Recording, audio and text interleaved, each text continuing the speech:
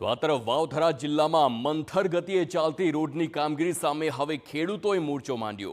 આગથળા ધાનેરા રોડની કામગીરી ગોકળ ગતિએ થતા ખેડૂતો અને સ્થાનિકોએ ધરણા કરીને વિરોધ નોંધાવ્યો।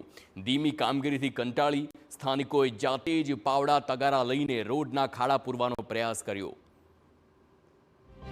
આ આગથળાથી ધાનેરાનો જે રોડ છે એ ખાતમુહૂર્ત થયા ને 2.5 વર્ષ થવા આવ્યા છે।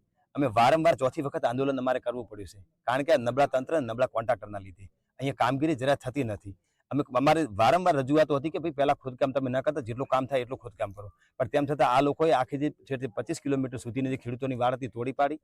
એની અંદર માટીકામ પણ થયું નથી, જ્યાં ત્યાં 15 ફૂટના ખાડા કરી મૂક્યા છે અને અજગર ગતિએ કામ ચાલે છે। એના પ્રમાણે આ 10 કામ 15 વર્ષ સુધી પૂરું થાય જેમ નથી। રોડ રસ્તા તૂટી ગયા, ખાડા ખોદી નાખી દીધા અને અમારે ડિલિવરી બીજી હોય તો જવામાં ખૂબ તકલીફ પડે ભાઈ બહેન ને બધાને।